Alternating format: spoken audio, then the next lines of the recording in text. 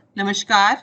इस वीडियो में मैं आप सभी का स्वागत करती हूँ और यहाँ पर हम कर रहे हैं एचसीएस मेंस हिंदी का जो हमने आपका फुल लेंथ पेपर लिया था, पेपर कोड 1001, वो मैं यहाँ पर आपके साथ डिस्कस कर रही हूँ।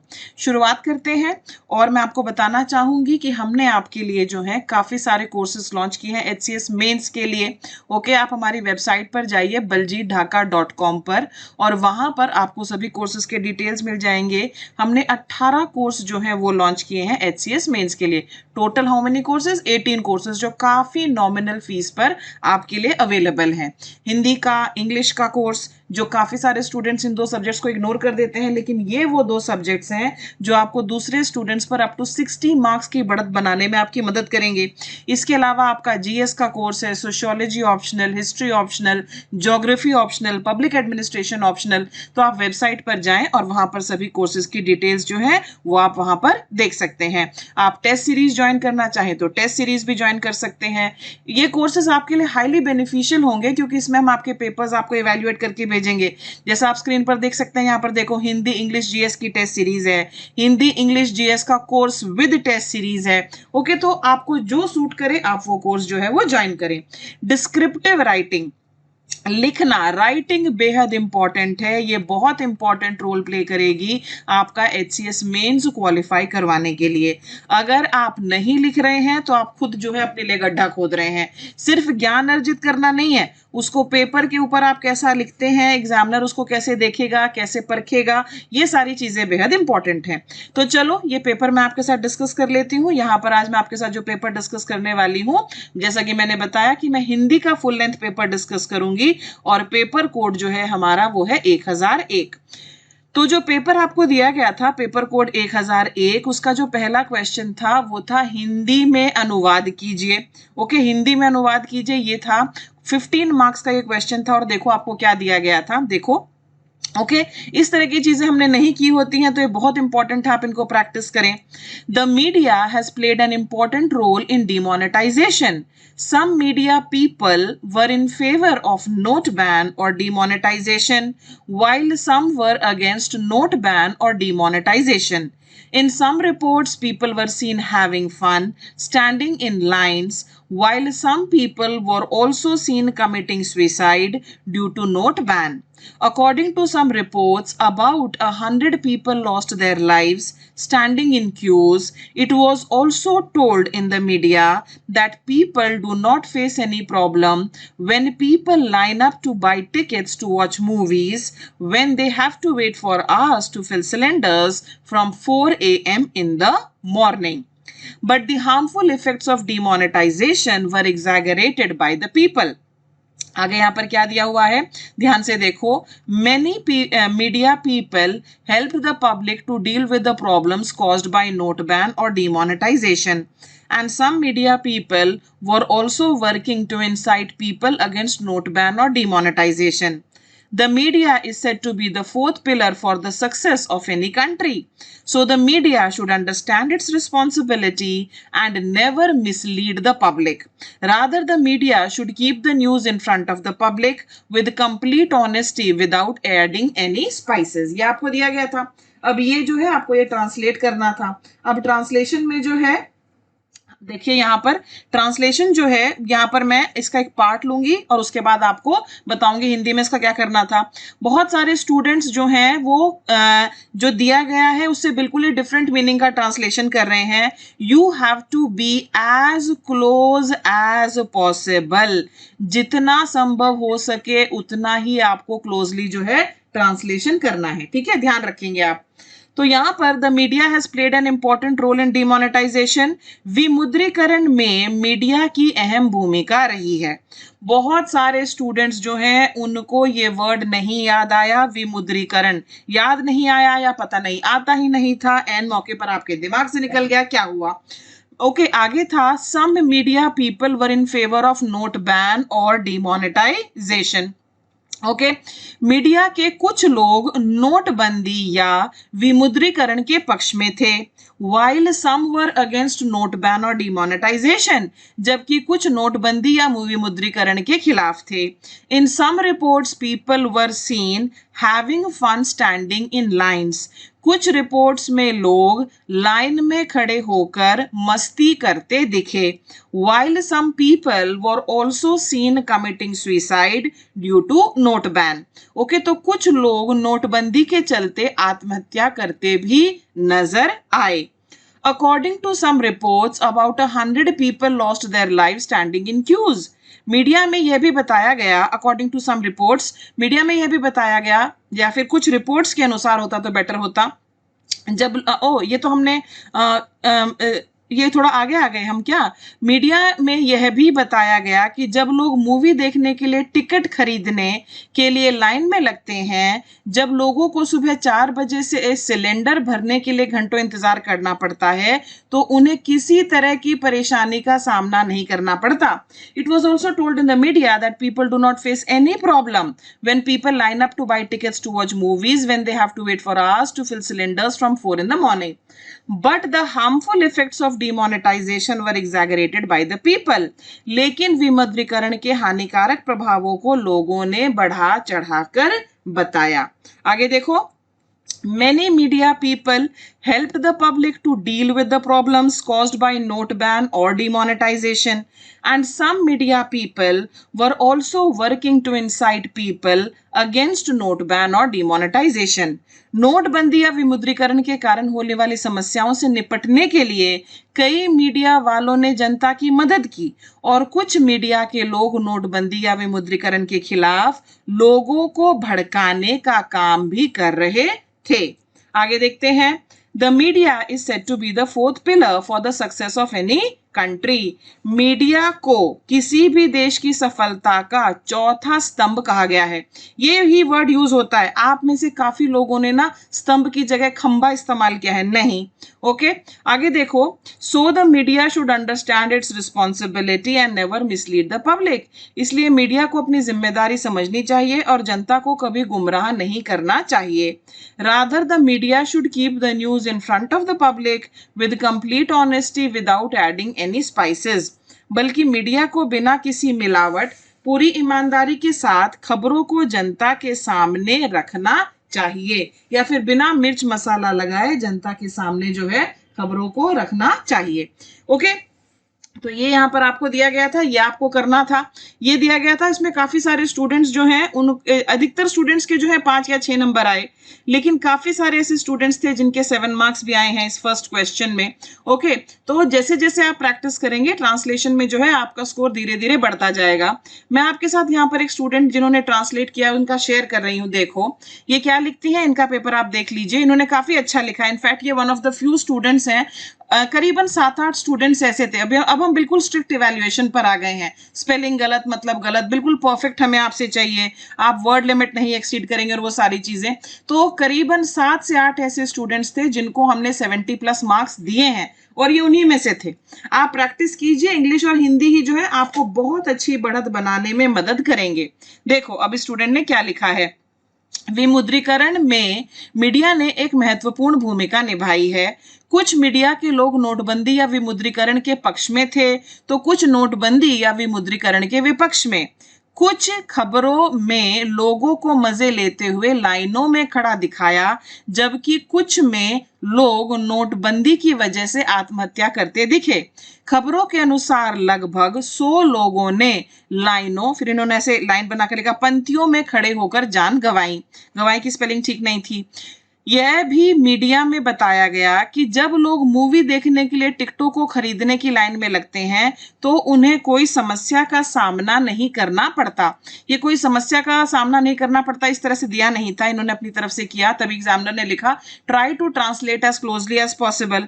और जब उन्हें सवेरे 4 बजे से सिलेंडर भरवाने के लिए घंटों इंतजार करना पड़ता है, परंतु विमुद्रीकरण के नुकसानदायक प्रभाव लोगों द्वारा बढ़ा चढ़ाकर बताए गए.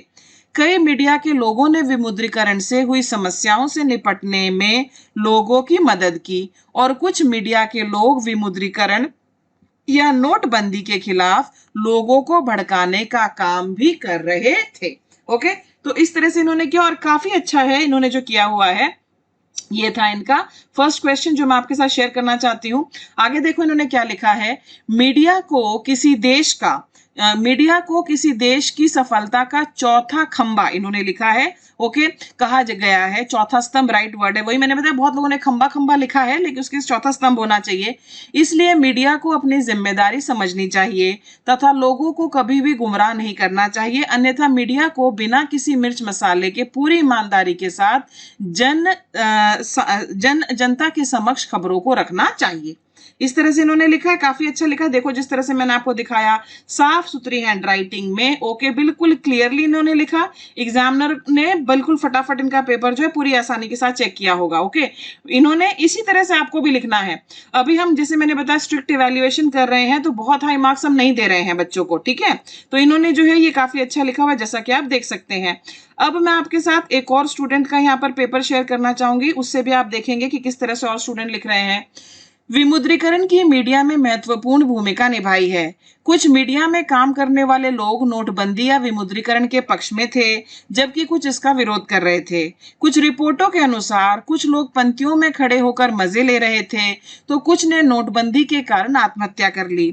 कुछ रिपोर्टों के अनुसार लगभग 100 लोगों की पंक्तियों में खड़े हुए जाने से जान चली गई। मीडिया में ऐसे बयान भी दिए गए कि लोगों को मूवी टिकट खरीदने में जब पंक्तियों में खड़ा होना पड़ता है तो कोई समस्या नहीं होती, और तब भी कोई परेशानी नहीं होती जब सुबह 4 बजे से सिलेंडर भरवाने के लिए घंटों पंक्तियों में खड़ा होना पड़ता है। परंतु विमुद्रीकरण के कुप्रभावों को बढ़ा चढ़ाकर दिखाया गया। आगे है, बहुत सारे मीडिया कर्मी नोटबंदी या विमुद्रीकरण की वजह से हुई परेशानियों के कारण लोगों की मदद कर रहे थे तथा कुछ इसके विपरीत लोगों को उकसा रहे थे। किसी भी देश की उन्नति के लिए मीडिया को चौथा स्तंभ कहा गया जाता है, इसलिए मीडिया को अपनी जिम्मेदारी को समझना चाहिए और जनता को गुमराह नहीं करना चाहिए, अपितु मीडिया को समाचार को ईमानदारी के साथ बिना किसी मसाले के जनता के समक्ष रखना चाहिए। ठीक है, ये इन्होंने लिखा, काफी अच्छा।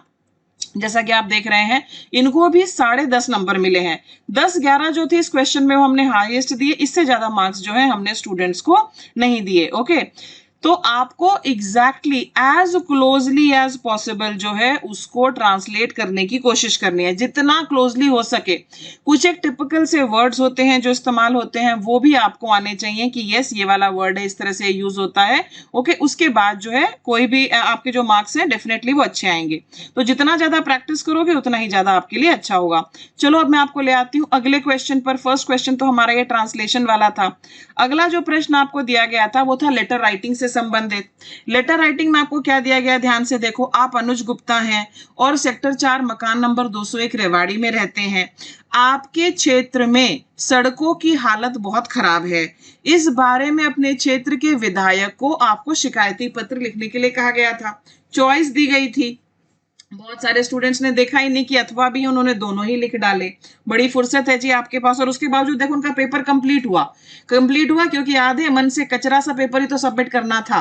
प्रेजेंटेशन पर, गलतियों पर, स्पेलिंग मिस्टेक्स पर, ओके, सेंटेंस स्ट्रक्चर पर, इन चीजों पर उन्होंने ध्यान ही नहीं दिया। अथवा तक पढ़ने का उनके पास टाइम नहीं था।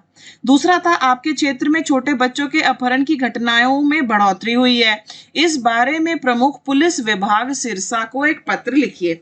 ये दो आपको दिए गए थे। लेटर राइटिंग में बहुत जरूरी है कि आप फॉर्मेट को ढंग से फॉलो करें। फॉर्मेट को ढंग से फॉलो करें। अभी भी काफी सारे पेपर्स ऐसे आते हैं कि आप लिखना स्टार्ट करते हैं, फिर आप काटा लगाते हैं, फिर आप कुछ और लिखते हैं, और जहां पर अथवा हम आपको दे देते हैं, आपको लगता है कि नहीं पहला मैंने गलत अटेम्प्ट कर लिया, मैं दूसरा अटेम्प्ट करता हूं, फिर आप काटा लगाते हैं, बहुत गंदा इंप्रेशन जाता है। ओके, देखो यहाँ पर स्टूडेंट को देखो, ओके, सड़कों की खराब हालत सुधारने हेतु इन्होंने स्टार्ट कर दिया, और उसके बाद जो है इन्होंने फिर उसमें काटा लगाया, फिर ये अगले उस पर आते हैं। ठीक है, फॉलो प्रॉपर फॉर्मेट यहाँ इनको एग्जैक्टली दिया गया है। ओके, और सेफ रहने के लिए मैं बार बार रिपीट करती हूं आपके सामने कि सेफ रहने के लिए जो सीबीएसई फॉर्मेट आपको दी गई है ना, आप उसको फॉलो कर लें। आओ पत्र देखो। ओके, पत्र इन्होंने लिखा है खराब सड़कों के बारे में। देखिए ध्यान से इन्होंने क्या क्या लिखा है। ओके, हम इनका पेपर चेक करते हैं। मकान नंबर 201 सेक्टर 4 रेवाड़ी, विषय सड़कों की खराब हालत के बारे में। श्रीमान विधायक महोदय। ओके, मेरा नाम अनुज गुप्ता है और मैं उपरोक्त पते का स्थायी निवासी हूँ। मैं आपका ध्यान इस क्षेत्र की सड़कों की खराब हालत की तरफ खींचना चाहता हूँ। इस क्षेत्र की सड़कों पर बड़े बड़े गड्ढे बने हुए हैं। इनमें बरसात के समय पानी भर जाता है। वाहनों के चलने में बहुत परेशानी होती है। गति सही न होने के कारण जाम लग जाते हैं। पानी जमा होने से मच्छर पैदा हो रहे हैं, जिससे बीमारियों का खतरा बना हुआ है। सड़कों के टूटने से लोग गाड़ियां फुटपाथ पर चलाने लगते हैं, जिससे वो भी टूटने लगे हैं। साथ ही दुर्घटना होने की आशंका बनी रहती है। मैं आपसे विनती करता हूं कि कृपया जल्द से जल्द इस क्षेत्र की सड़कों की मरम्मत का कार्य करवाएं। इस पत्र के साथ आपको कुछ छायाचित्र भी भेज रहा हूं। ओके, इस तरह की जो लाइनें होती है ना, जो और स्टूडेंट नहीं लिखेंगे, इस पत्र के साथ मैं कुछ तस्वीरें संलग्न कर रहा हूं, इस पत्र के साथ मैं वीडियो भेज रहा हूं। ओके, तो देखो आपको करना क्या था, 3 पैराग्राफ बनाने थे। ओके, 3 पैराग्राफ बनाने थे। इस स्टूडेंट ने जो है, इनके पैराग्राफ क्लियरली विजिबल नहीं है। ओके, यहाँ पर इनका जो है खत्म होना था, फिर यहाँ से जो है इनका नेक्स्ट स्टार्ट होना था, और ये रहा इनका लास्ट पैराग्राफ। फॉर्मेट को यस इन्होंने फॉलो किया है, पर अगर सीबीएसई फॉर्मेट होता तो बेटर हो जाता। बहुत सारे जो स्टेट बोर्ड्स हैं वो सिखाते हैं कि यहाँ पर जो है आप भेजने वाले का पता लिखें, फिर आप इन्होंने भेजने वाले का पता, फिर विषय, और उसके बाद श्रीमान विधायक महोदय लिखकर इन्होंने स्टार्ट कर दिया है। ओके, काफी सारे से सिखाते हैं, बट हमेशा राइट क्या रहेगी आपकी अप्रोच, सीबीएसई फॉर्मेट फॉलो करो। भेजने वाले का पता, उसके बाद जो है आप तिथि लिखिए, तिथि लिखने वाले के बाद पता, प्राप्त करने वाले का पता। इन्होंने वो कोई पता नहीं लिखा क्योंकि शायद क्वेश्चन में नहीं दिया गया था। उसके बाद जो है वो हो गया। उसके बाद जो है फिर आप विषय लिखिए, और उसके बाद फिर जो है आप एड्रेस करके उसको स्टार्ट करें। वो होता तो बेटर होता, अगर वो होता तो फिर इनको 8.5 नंबर मिलते, क्योंकि बाकी इनका पेपर जो है ठीक है। अब इसके अलावा एक और पेपर मैं आपके साथ शेयर कर लेती हूँ लेटर राइटिंग के लिए। मैं हमेशा आपसे कहती हूँ कि बिल्कुल ये चीजें जो हैं हमने 8वीं 9वीं 10वीं में दबाकर की हुई है लेटर राइटिंग, उन्हीं चीजों को आप फिर से याद करें और अभ्यास करें। ठीक है, अब यहाँ पर देखो इस स्टूडेंट ने भी फॉर्मेट अलग किया। मैं आपके साथ वो पेपर शेयर कर रही हूँ जिनकी फॉर्मेट अलग है। कोशिश करो सारे का सारा लेफ्ट हैंड साइड में ले आए। ये पहले होता था, अब ये चीजें चेंज हो गई हैं, अब चेंज हो गई है, लेकिन कुछ स्टेट बोर्ड इसको अभी भी सिखा रहे हैं। ओके, तभी आप देखो यहाँ पर सेवा में विधायक रेवाड़ी विषय, सेक्टर 4 में नगर निगम की अनदेखी के कारण सड़कों की जर्जर अवस्था।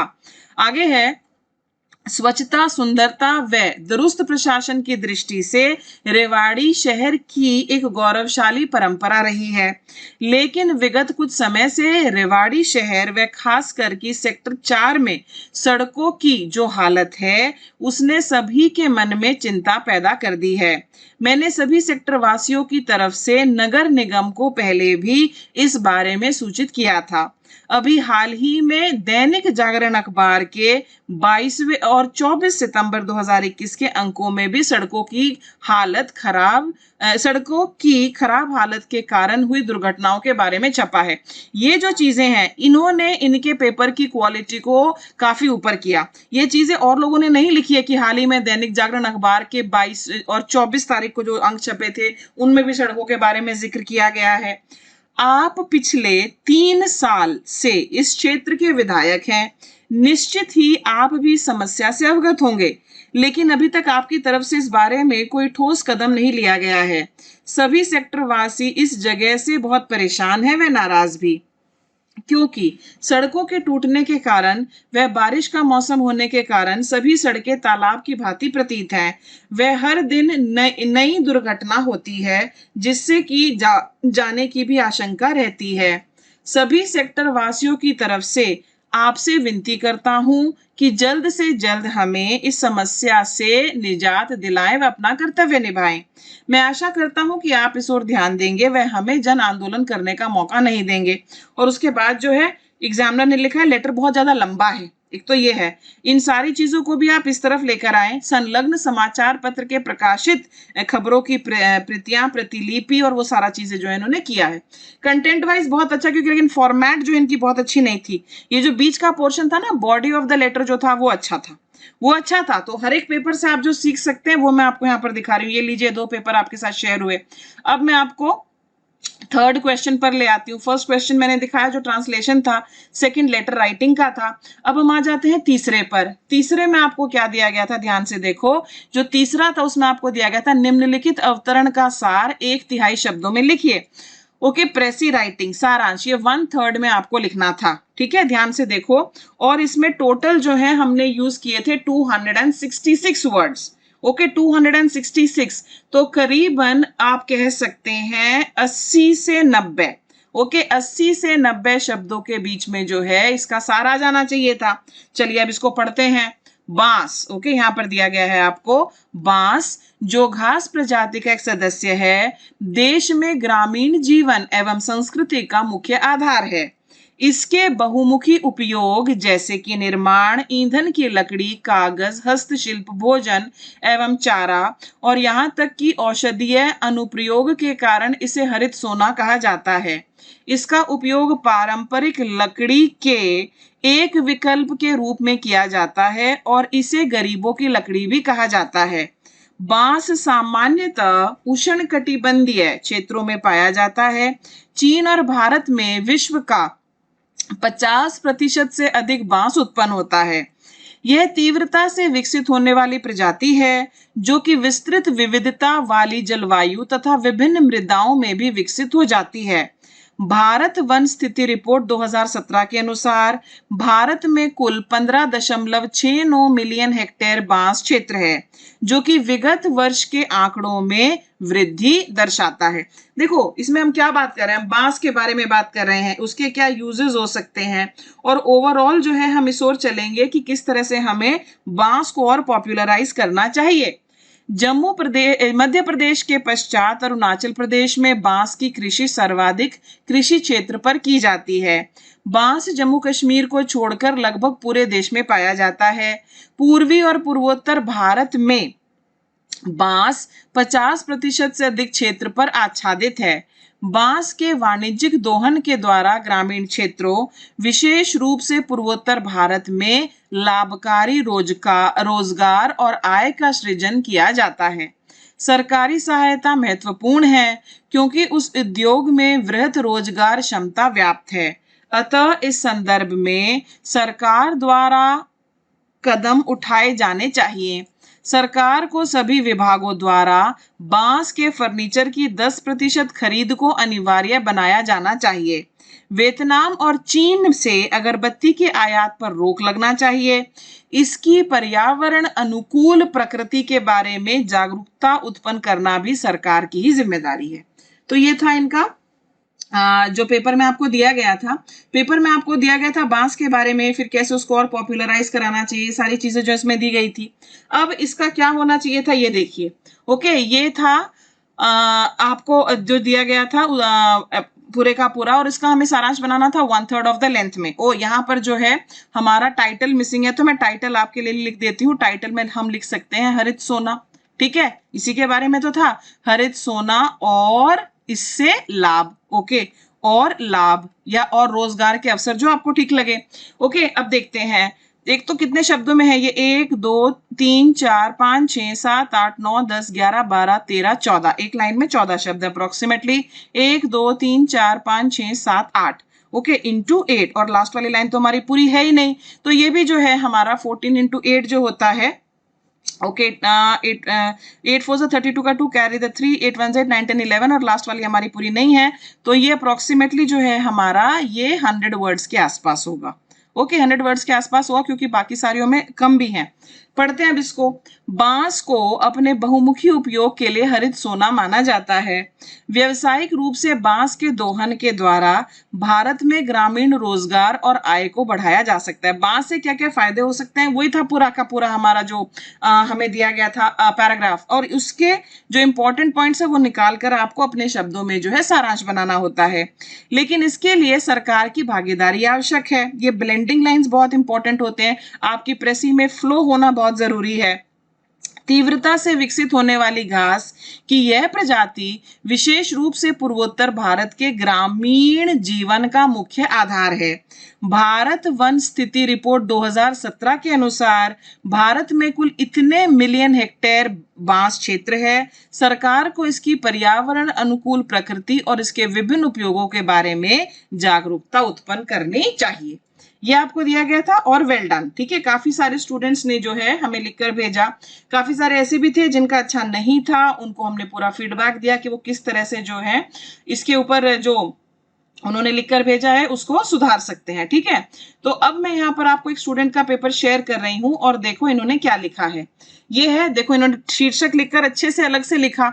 जो बच्चा ऐसे लिखेगा जाहिर सी बात है एग्जामिनर को कुछ भी ढूंढना नहीं पड़ेगा, उसको लगेगा यस ये रहा टाइटल। देखो, घास की प्रजाति बांस को उसके अनेक उपयोगों जैसे ईंधन, कागज, भोजन, चारा, औषधि आदि निर्माण के लिए हरित सोना व गरीब की लकड़ी कहा गया है। विभिन्न जलवायु व मृदाओं में बांस उष्णकटिबंधीय क्षेत्रों में तेजी से उगने वाली प्रजाति है। भारत वन स्थिति रिपोर्ट 2017 15.69 मिलियन हेक्टेयर बांस का क्षेत्र मध्य प्रदेश व अरुणाचल प्रदेश में सबसे अधिक क्षेत्र पर पूर्वोत्तर भारत में 50% से अधिक बांस का क्षेत्र दिखाती है। गांवों में बांस रोजगार व आय का साधन है, अतः सरकार को बांस के वाणिज्यिक दोहन को बढ़ावा देने, सरकारी विभाग में 10% अनिवार्य खरीद व विदेशों से बांस की अगरबत्तियों के आयात पर रोक लगाने जैसे कदम उठाने चाहिए तथा लोगों को बांस की पर्यावरण अनुकूलता के बारे में जागरूक करना चाहिए। अब इस स्टूडेंट ने एक तो इनका जो पेपर है वो वर्ड लिमिट एक्सीड कर गया, इसलिए मार्क्स बहुत अच्छे नहीं आए। इनके केवल जो है 10 में से 5.5 नंबर यहाँ पर आप देख सकते हैं, केवल यही इनका इस क्वेश्चन में स्कोर रहा है। ठीक है, बहुत सारे स्टूडेंट्स जो हैं अभी भी या तो एक्सीड कर रहे हैं, कुछ एक ऐसे भी हैं जो बहुत ही छोटा लिखकर हमें भेज देते हैं कि ले लीजिए जी, चेक कर लीजिए जी। ठीक है, तो इसका अनुकूल होना, आइडियल होना, जितना हमें चाहिए उतना होना जो है बेहद इंपॉर्टेंट है। अगर वैसा नहीं होगा तो फिर गड़बड़ है। अब देखो एक और स्टूडेंट का दिखा रही हूं, इनके 7 नंबर हैं। बांस की फसल का महत्व। ठीक है, बिल्कुल सही। आपका जो टाइटल हो वो रिफ्लेक्ट करे कि आगे पैराग्राफ में आपने जो सारांश बनाया उसमें एग्जैक्टली क्या है। बिल्कुल, बांस की फसल का महत्व। आगे देखो यहाँ पर क्या है। अब यहाँ पर है कि बांस को ग्रामीण जीवन और गरीबों के लिए बहुत महत्वपूर्ण माना जाता है। शब्द देख लें इनके, 1 2 3 4 5 6 7 8 9 10 है एक लाइन में, तो 10 20 30 40 50 60 70 80, बिल्कुल इतना ही तो हमें चाहिए था। तो वर्ड काउंट जो है इनका वो बिल्कुल ठीक है। आगे देखो, इसको निर्माण, ईंधन, कागज, हस्तशिल्प, भोजन, चारे, औषधि के रूप में भी प्रयोग किया जाता है। इसके अग्रणी उत्पादकों में चीन और भारत हैं। विगत कुछ वर्षों में भारत में इसके उत्पादन में वृद्धि देखी गई है। मध्य प्रदेश, अरुणाचल प्रदेश और सभी उत्तर पूर्व राज्यों में उत्पादन में अग्रणी है। इसमें बहुत वाणिज्यिक और रोजगार क्षमता है, विशेषकर उत्तर पूर्व राज्यों में। सरकार को इस ओर ध्यान देना चाहिए और विभिन्न प्रकार की योजनाओं को लाना चाहिए। अगर योजनाएं लिखते हैं वो सारी की सारी कि यहाँ से अगरबत्ती मत मंगाओ, ये करो वो करो, सरकारी जो है उनको इन्हीं का फर्नीचर खरीदना चाहिए, तो दिक्कत हो जाती, वर्ड लिमिट बढ़ जाता। तो उन्होंने बड़े स्मार्टली जो है इसको टैकल किया। ओके, ये हमने यहाँ पर क्वेश्चन डिस्कस किया। लेकिन ये एक ऐसा एरिया है आपका प्रेसी राइटिंग जो बहुत सारे स्टूडेंट्स का बहुत ज्यादा कमजोर है, बहुत ज्यादा कमजोर है, इसलिए जो है आपको इस पर विशेष ध्यान देने की आवश्यकता है। ठीक है, एक और स्टूडेंट ने टाइटल नहीं लिखा, टाइटल लिखते तो इनको 1 नंबर और मिल जाता, लेकिन इनकी जो प्रेसी थी अच्छी थी। आओ देखो, बांस के विभिन्न क्षेत्रों में उपयोगिता के कारण इसे हरित सोना व गरीबों की लकड़ी जैसे नामों से जाना जाता है। बिल्कुल अपने शब्दों में है, तभी टाइटल न लिखने के बावजूद भी 10 में से 7.5 नंबर है। बांस बहुत तेजी से बढ़ने वाली वह विपरीत परिस्थितियों में पैदा होने वाली किस्म है। बांस लगभग पूरे भारत में पाया जाता है और भारत में बांस की कृषि के अंतर्गत आने वाले क्षेत्र में वृद्धि हुई है। सरकार को बांस उद्योग को बढ़ावा व रोजगार के नए अवसर पैदा करने के लिए कुछ ठोस कदम जैसे यहाँ पर फिर उसमें कटौती, कार्यकालों में अनिवार्य उपयोग उठाने चाहिए। इन्होंने जो उसमें सजेशंस दिए गए हैं उनको भी इंक्लूड किया। अब वर्ड लिमिट देखें, 1 2 3 4 5 6 7, 1 2 3 4 5 6 7 8 9 10 11, तो ऑलमोस्ट 77 वर्ड्स में। यही तो आपको चाहिए। देखो इन स्टूडेंट्स ने जो है प्रैक्टिस कर करके जो है बिल्कुल अपनी प्रेसी राइटिंग जो है उसको ट्रैक पर ला दिया है। यही आपको करना है, वरना इतनी सारी प्रैक्टिस करवाने का फायदा, इतनी सारी प्रैक्टिस करवाने का फायदा क्या अगर आपकी उसके बाद भी सुधार ना हो। ओके, तो ये थे कुछ पेपर्स जो मैंने आपके साथ यहाँ पर शेयर किए। अब मैं जो है आपसे रिक्वेस्ट करूंगी, अगले वीडियो में मिलूंगी, ठीक है। आप लोग लिखते रहिए, भेजते रहिए, इवैल्यूएट करवाते रहिए। ये हमारा इस full length paper code 1001 Hindi का जो फुल लेंथ पेपर है उसका पार्ट 1 था। जल्द पार्ट 2 भी आपके सामने होगा। All the best, thank you for watching, bye bye.